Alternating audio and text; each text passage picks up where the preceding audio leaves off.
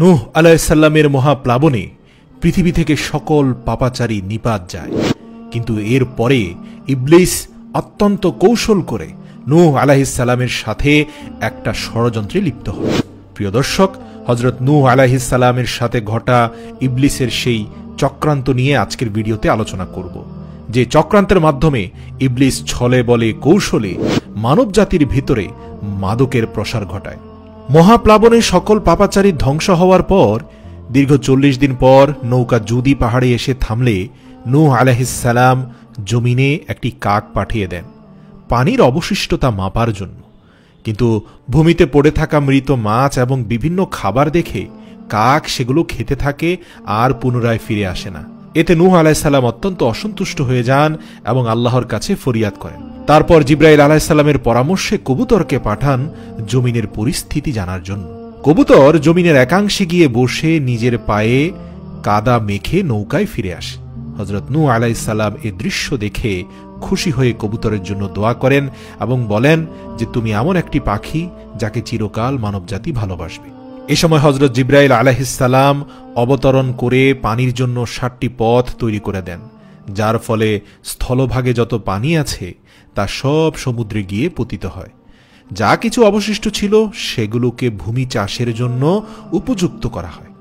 নূহ আলাইহিস সালাম নৌকা থেকে বের হয়ে মহান আল্লাহ তাআলার হুকুমে তার কাছে সংরক্ষিত সকল বীজ এবং বৃক্ষমূলকে জমিনে ছড়িয়ে ছিটিয়ে দেওয়ার আদেশ দেন এবং তার সন্তানরা তার আদেশ পালন করতে থাকে। সর্বপ্রকার গাছ গাছালি, ফল ফলাদি, বীজ যা কিছু তারা প্লাবনের পূর্বে সংরক্ষণ করে রেখেছিল তার সবই জমিনে ছড়িয়ে ছিটিয়ে দেওয়া হয়। কিন্তু দুর্ভাগ্যক্রমে সে বীজগুলোর মধ্যে নূহ আলাইহিস সালামের অত্যন্ত পছন্দের একটি ফল আঙ্গুর গাছের বীজ অথবা শিকড় কোনোটাই খুঁজে পাওয়া যাচ্ছিল না। হযরত নূহ আলাইহিস সালাম আঙ্গুরের বীজ বা বৃক্ষমূল না পেয়ে সাথে সাথে আল্লাহর দরবারে প্রার্থনা করেন। অতঃপর জিবরাইল আলাইহিস সালাম তাকে জানিয়ে দেন যে অভিশপ্ত শয়তান তার সংরক্ষণশালা থেকে আঙ্গুর গাছের বীজ তথা শিকড়টি চুরি করেছে। অতঃপর নূহ আলাইহিস সালাম ইবলিসকে ডেকে বললেন, তুই আমার আঙ্গুর গাছের মূল চুরি করেছিস? অতঃপর ইবলিস বলল, হ্যাঁ, কিন্তু আমি আপনাকে সেটা দেব না। তখন নূহ আলাইহিস সালাম বললেন, আল্লাহ তাআলা আমাকে অবহিত করেছেন তুই আঙ্গুর গাছের মূল চুরি করেছিস, এবার তুই অবশ্যই এটা দিতে বাধ্য হবি। অতঃপর ইবলিস বলে, জি হুজুর, অবশ্যই দিব, তবে শর্ত হচ্ছে আঙ্গুর গাছের মূলে আপনি একবার পানি দেবেন আর আমি 3 বার পানি দেব।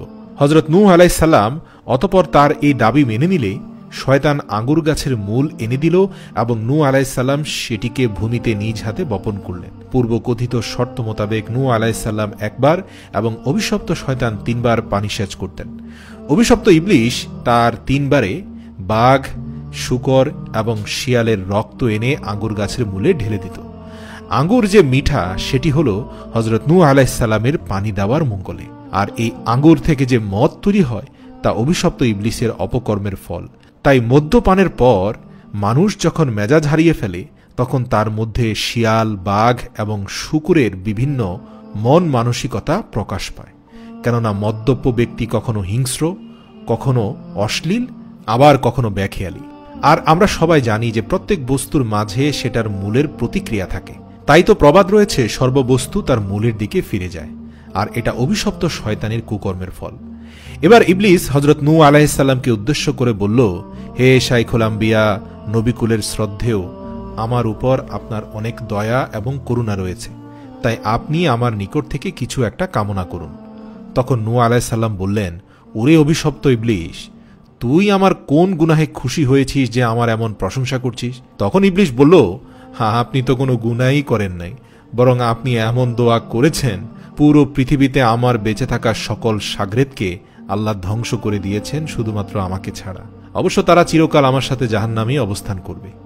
এই কথা শুনে হযরত নূহ আলাইহিস সালাম অত্যন্ত ব্যথা পেলেন যে তিনি মানুষকে হেদায়েত করতে না পেরে কষ্টের মুখে বদদোয়া করেছিলেন, আর আল্লাহ তা কবুল করেছিলেন, আর তাই পুরো পৃথিবীতে সকল কাফের মুশরিক ধ্বংস হয়ে গেছে।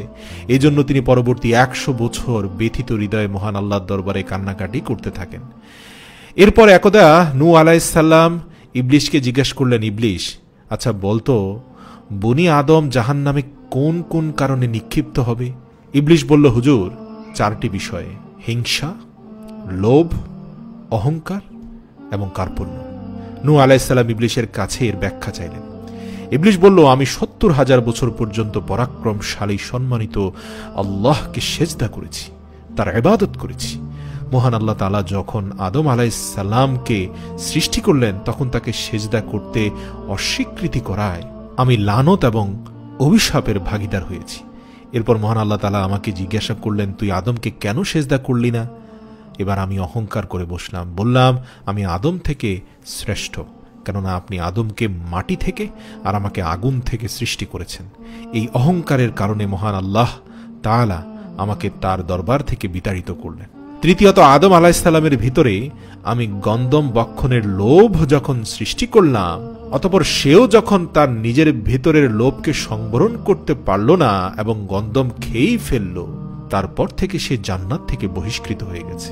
আর বনি আদমের জাহান্নামে নিক্ষিপ্ত হবার চতুর্থ কারণ হচ্ছে কার্পণ্য। মহান আল্লাহ তাআলা কৃপণদের জন্য জান্নাত হারাম করে দিয়েছেন, অর্থাৎ কৃপণরা কখনো জান্নাতে যাবে না। ইবলিস হযরত নূহ আলাইহিস সালামকে এসব শুনিয়ে প্রস্থান করল। অতঃপর মহান আল্লাহ তাআলার নির্দেশ আসলো যে, হে নূহ, নৌকার তক্তাসমূহ দ্বারা তুমি একটি মসজিদ নির্মাণ করো। এই নির্দেশ পেয়ে হযরত নূহ আলাইহিস সালাম জুদি পাহাড়ের উপর একটি মসজিদ নির্মাণ করেন।